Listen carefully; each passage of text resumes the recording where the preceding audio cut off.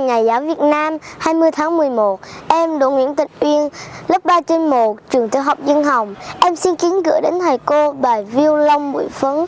Chúc thầy cô mạnh khỏe, thành công trong sự nghiệp trồng người.